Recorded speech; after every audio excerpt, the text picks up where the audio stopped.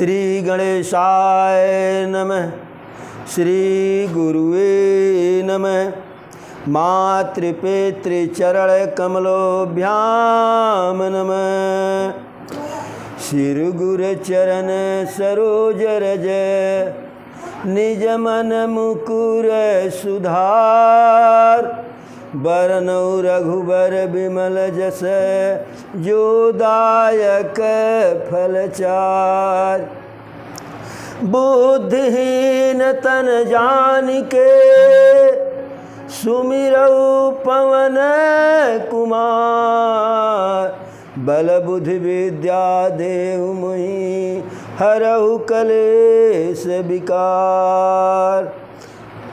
बल बुद्धि विद्या देहु मोहि हरहु कलेश विकार।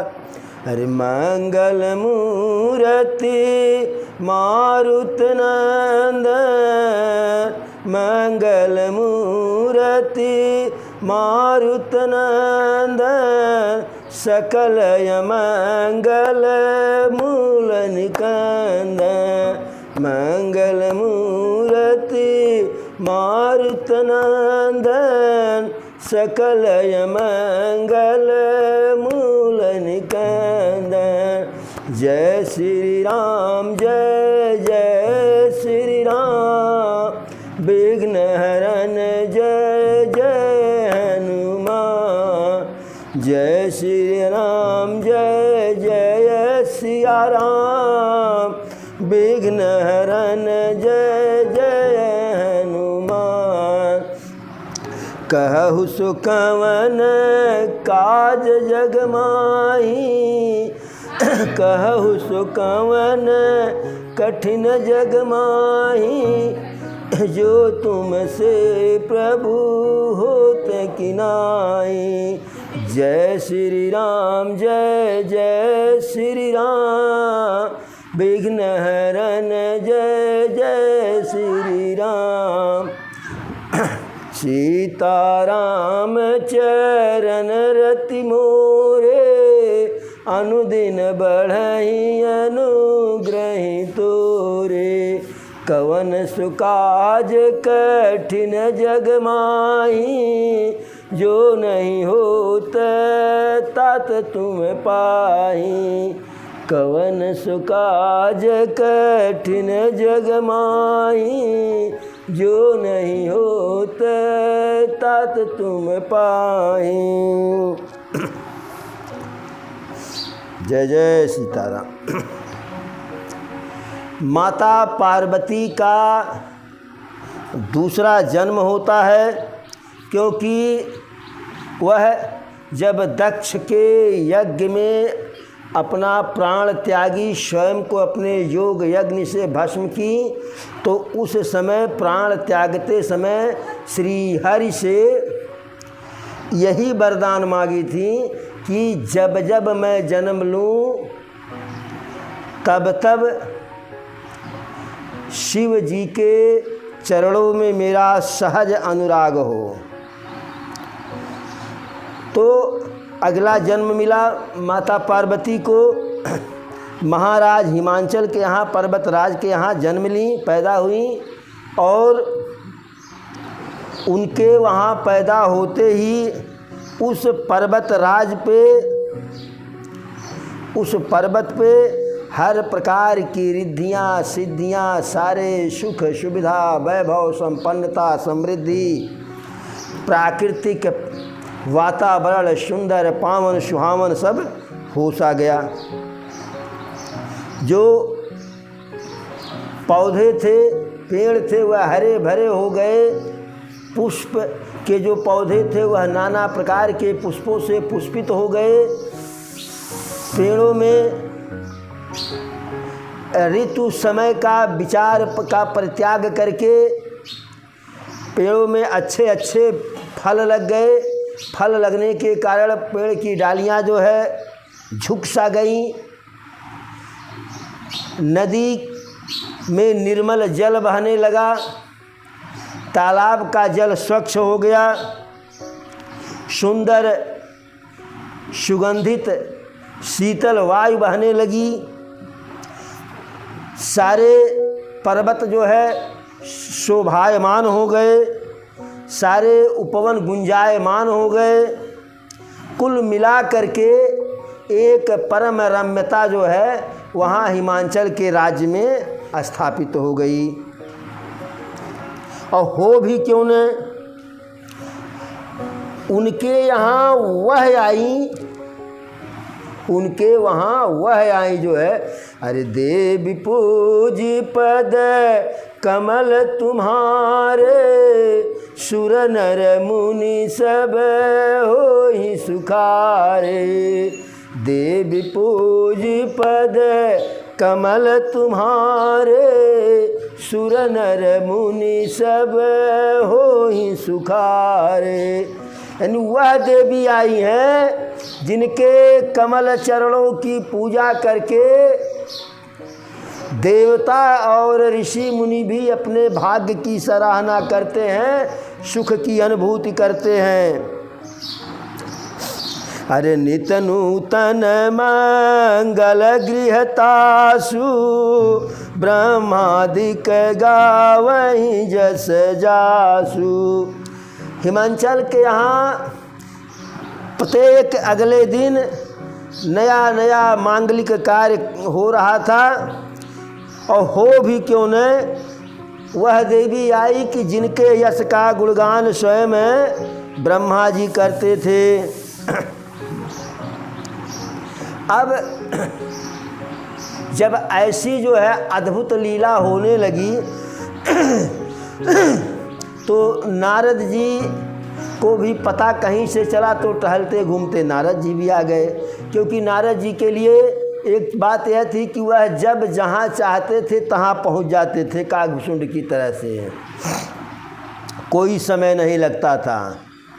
अब नारद जी पर्वतराज हिमांचल के यहाँ आए और जब इसकी सूचना महाराज हिमांचल को मिली तो वह सम्मान आदर पूर्वक सम्मान पूर्वक जो है नारद जी को ले आए अपने राजमहल में और भव्य दिव्य सुंदर आसन पर विराजे, उनको बैठाए। स्वयं और उनकी पत्नी मैना दोनों जो है एक साथ नारद जी के पद का वंदन किए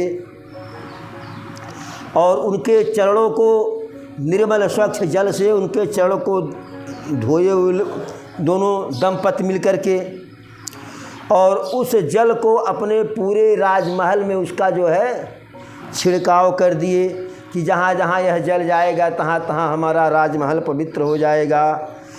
अरु निज सौभाग्य बहुत गिरिबरना, निज सौभाग्य बहुत गिरिबरना, और सुता मेली बोल यमुनि चरना।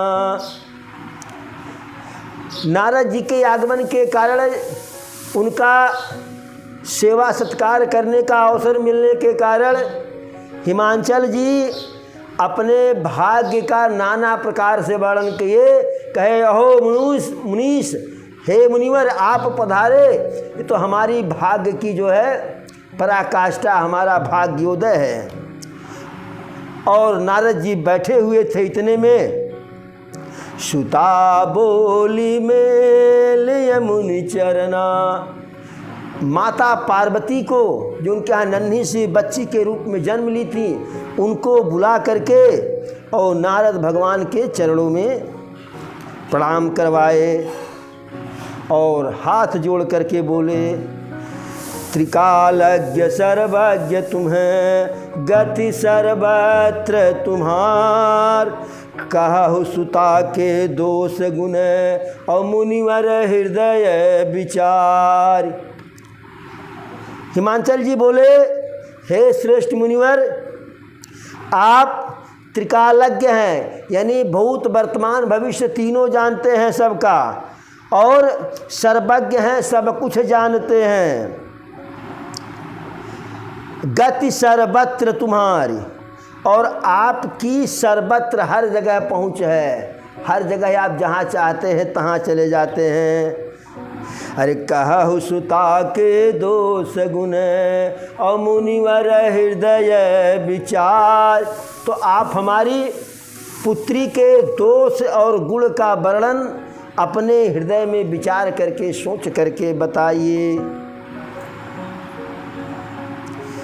जब ऐसा हिमांचल जी कहे तो नारद जी भी जो है तत्काल हाथ देखे, तत्काल हाथ देख करके कहे, अरे कह मुनि से बिहसी मूढ़ मृदुबानी, कह मुनि बिहसी मूढ़ मृदुबानी, कह मुनि बिहसी गूढ़ मृदुबानी, और सुता तुम्हारी सकल गुण खानी, सुंदर सहज सुशील सयानी, और नाम उमायंबिका भवानी। नारद जी कहे कि हे राजन, आपकी पुत्री, बिटिया, लड़की जो भी है, यह सारे गुणों की खान है, यानी सारा गुण इनमें विराजमान है। सुंदर सहज सुशील सयानी, सुंदर भी हैं, सरल भी हैं और सुशील भी हैं, और सयानी अर्थात समझदार भी हैं, चतुर भी हैं। नाम उमायंबिका भवानी, इनके नाम उमा है, अंबिका है और साक्षात माता भवानी है। फिर बोले, अरे सब लक्षण संपन्न कुमारी, होई है संतत पियहि प्यारी। जो सारे सुंदर लक्षण होने चाहिए, वे सारे सुंदर लक्षण आपकी कन्या में विराजमान है। होई है संतत पियहि प्यारी, और यह अपने पति के लिए सदैव के लिए प्रिय रहेंगी। अनंत काल तक, जब तक यह रहेंगी, इनके पति रहेंगे, तब तक इनके पति इनसे प्रेम ही करते रहेंगे। कभी इनका उपहास नहीं करेंगे, कभी इनसे नाराज नहीं होंगे, कभी इनसे बैर नहीं करेंगे, नफरत नहीं करेंगे। फिर कहे, अरे सदा चल यही कर यही बाता, और यही तेजसु पई है पितु माता। यह भी कहीं नारद जी कहे कि हे राजन, आपकी बिटिया का अहिबात सदा अचल रहेगा, यानी यह हमेशा सदैव सौभाग्यवती रहेंगी, और इनके क्रियाकलाप से, इनके व्यवहार से, इनके सुकृत्य से आप और महारानी मैना भी यश को प्राप्त होंगी। होई है पूज्य सकल जग माही, यही सेवत कछु दुर्लभ नाही। नारद जी हाथ देख रहे हैं, जैसे जैसे हस्तरेखा की तरफ आगे बढ़ रहे हैं, तैसे तैसे माता पार्वती के गुण और भाग्य का वर्णन करते जा रहे हैं। तभी गुण वाले पोर्शन पर पहुँचे, जैसे हम प्रश्न करते हैं कि भारत के संविधान का वर्णन की, भारत के संविधान के बारे में आप क्या जानते हैं, इसके गुण दोषों को बताइए।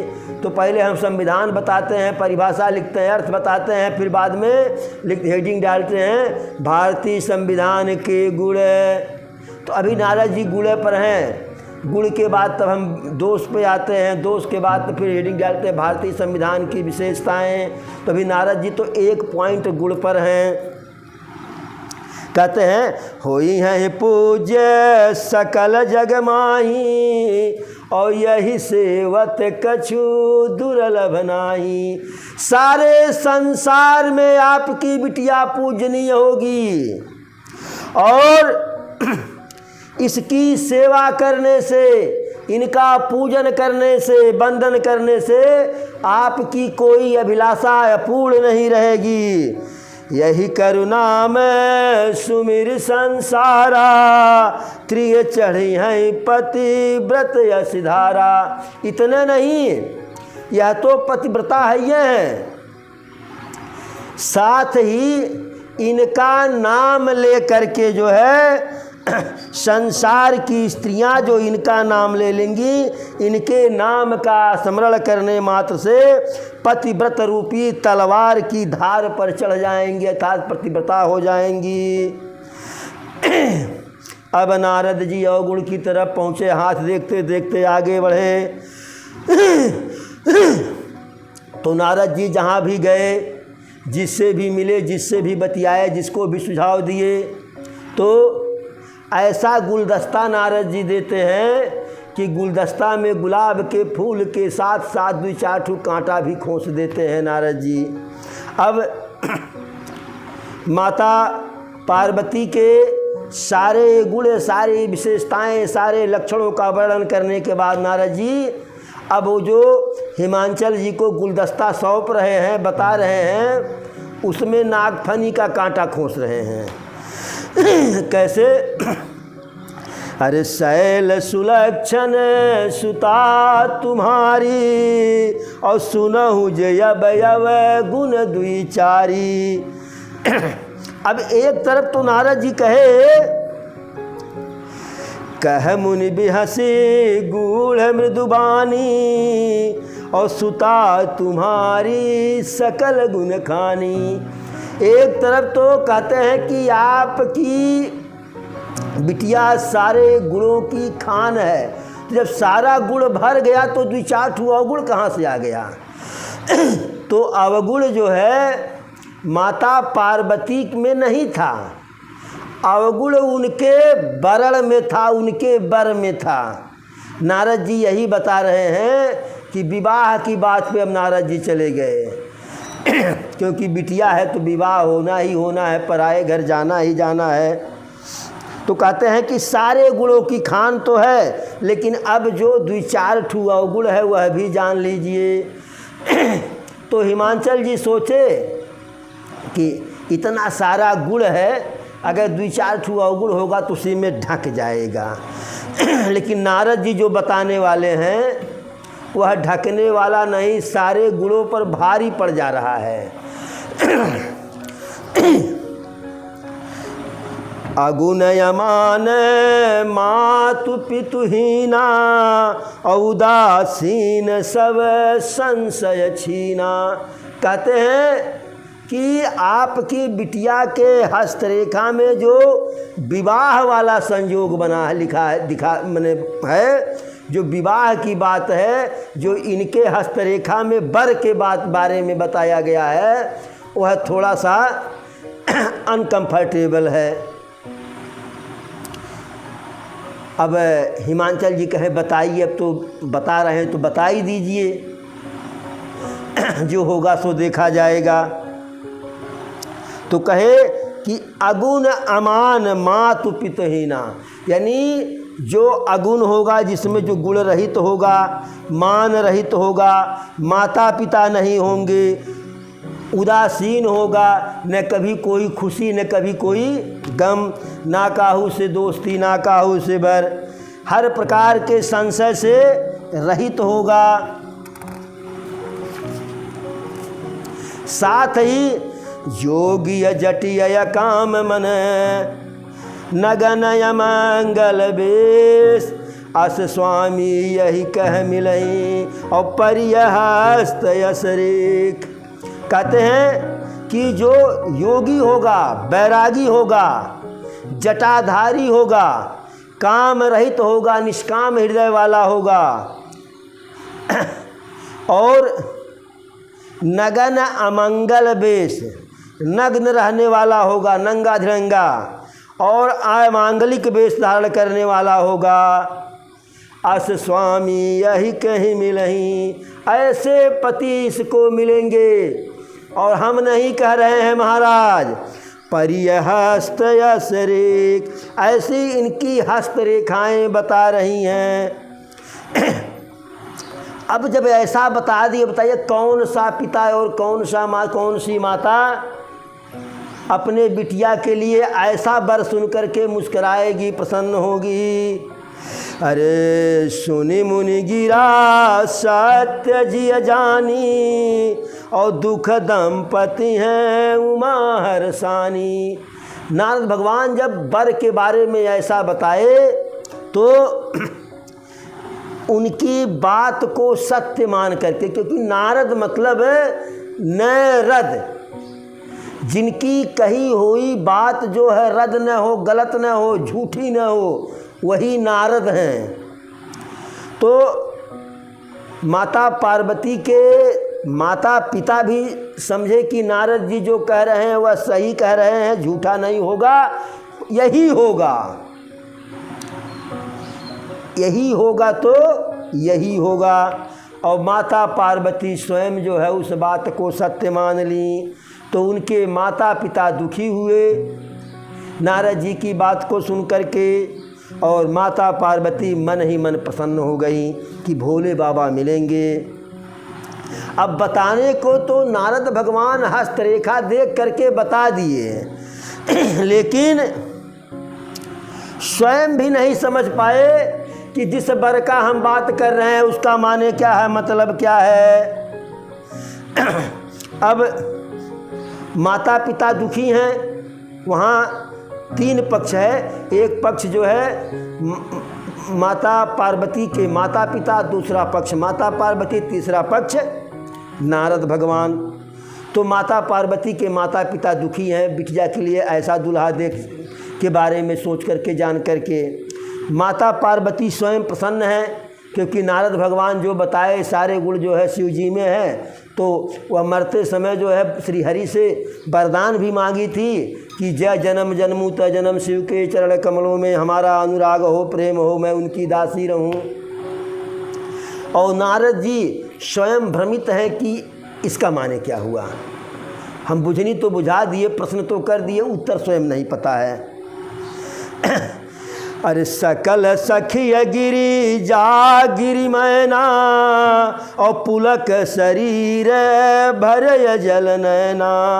हो न मृषा देव ऋषि भाषा, उमा सुबचन हृदय धरि राखा।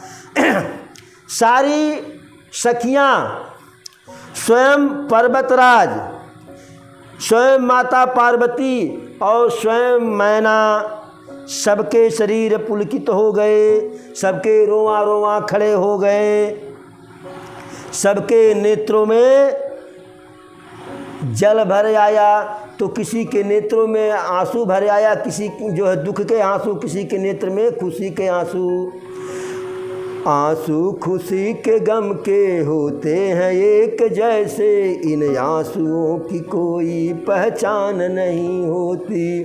तो दोनों मैंने सबके आँख में आंसू भरे आया।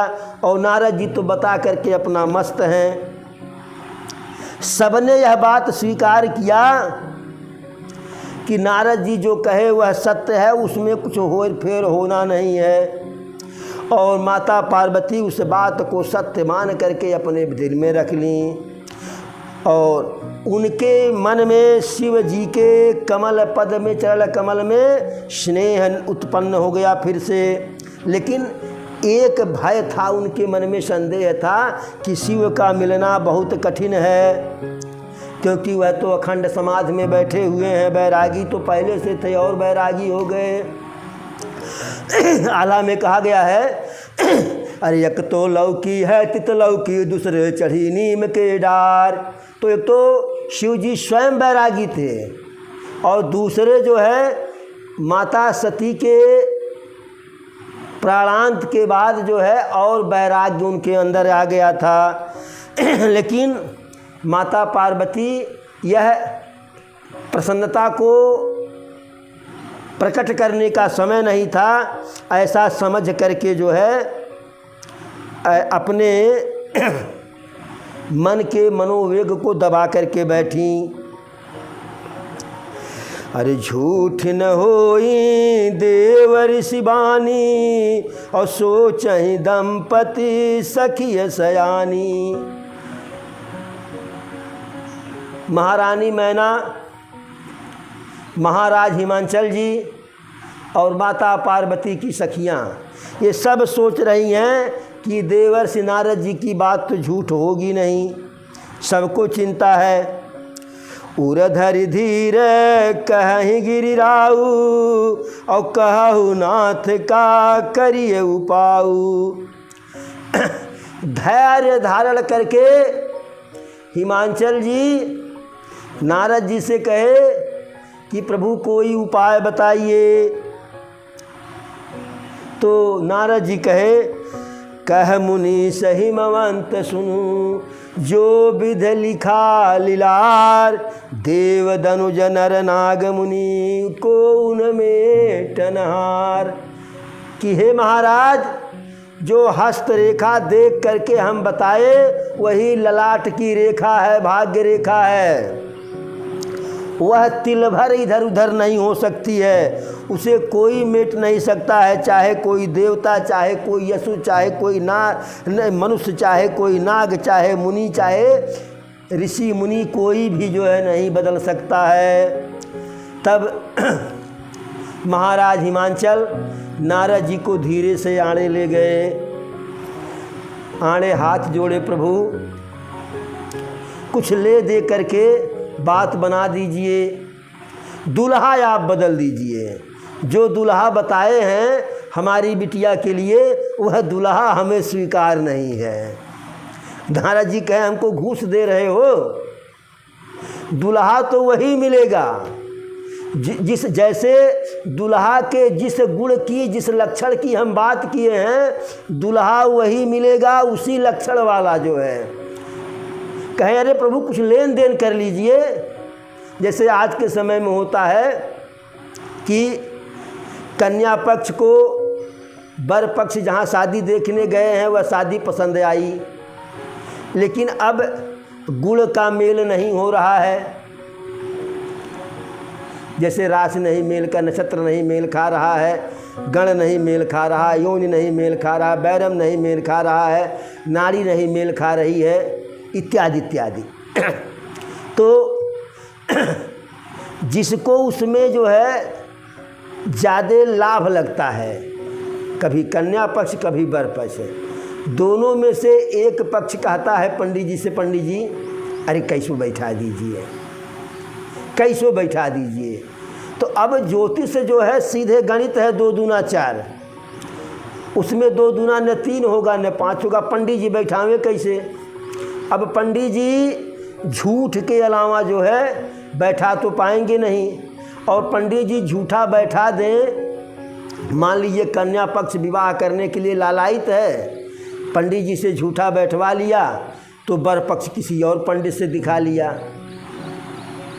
कन्या पक्ष वाले पंडित जी कहे कि 22 गुण से बैठ रहा है, वर वाला कहा नहीं 17 से भी नहीं बैठ रहा है, तो यह पंडित जी झूठे हो जाएंगे। तो नारद जी कहे, भाई देखिए हम यह कार्य नहीं करेंगे। हाँ, एक उपाय बता देते हैं कि जैसा वर मैंने कहा है वैसा वर उसी लक्षण का वर मिलेगा, उसमें कोई संदेह नहीं है। लेकिन अरे जे जे बर के ये दोष बखाने, ते सब शिव पही मय अनुमाने। जितने सारे लक्षण हमने वर का वर्णन किया है वे सारे लक्षण हम अपने मन में विचार किए कि भगवान शिव जी में है, और यदि विवाह शिव जी के साथ हो तो जो उनके दोष हैं वह भी गुण में बदल जाता है, क्योंकि वह भगवान है, वह भगवान है। जैसे शुभ अरु अशुभ सलिल सब बही, और सुर सरी को पुनीत न कहीं। कि माता गंगा में शुद्ध जल भी बहता है, अशुद्ध जल भी बहता है, फिर भी माता गंगा पवित्र की पवित्र ही है, उन्हें कोई अपवित्र नहीं कहता है। हर कोई गंगा जी में स्नान करता है और उनके जल का पान करता है, लेकिन दूसरी कोई नदी का जल गंदा हो तो कोई पान नहीं करेगा। समर्थ कहूँ नहीं दोष गोसाई, और रवि पावक सुरेश्वर की अनाई। जो सामर्थ्यवान होता है उसमें कोई दोष नहीं होता है, उसमें कोई दोष न उसे नहीं लगता है, उस पर कोई अंगुली नहीं उठा सकता है। जैसे यदि किसी को सर्प छू दे तो होता है बाबू दोष है, झाड़ कराओ, फूंक कराओ, फुफकार मारने काटा, फुफकार मार दिया हो, लेकिन स्वयं श्री हरि उसी शेषनाग की सैया बना करके सोते हैं। सूर्य और अग्निदेव अच्छे बुरे सभी रसों का भक्षण करते हैं, तो उनमें कोई दोष नहीं लगाता है। इसी प्रकार से जो है, यदि शंकर जी से विवाह हो जाए तो इस विवाह में कोई दोष नहीं है। जो असहि सिसा करहि नर, जड़ अविवेक अभिमान, परहि कलप भरि नरक महु, जीव की से समान। और यदि कोई मनुष्य ज्ञान के अभिमान में इस प्रकार होड़ करे कि अरे शंकर में है तो इनके में भी ऐसे है, तो दोनों में क्या अंतर है, तो वह व्यक्ति जो है नरकगामी होता है, कल्प भर के लिए नरक जाता है। भला कहीं जीव और ईश्वर में समानता नहीं हो सकता है, सर्वत्र भिन्नता ही भिन्नता हमेशा बना रहता है। तो ऐसे वर के बारे में नारद जी राजा हिमांचल और महारानी मैना को बताए। थोड़ा सा जब बताए तो थोड़ा सा राहत की सांस लिए दोनों, लेकिन समस्या जस की तस।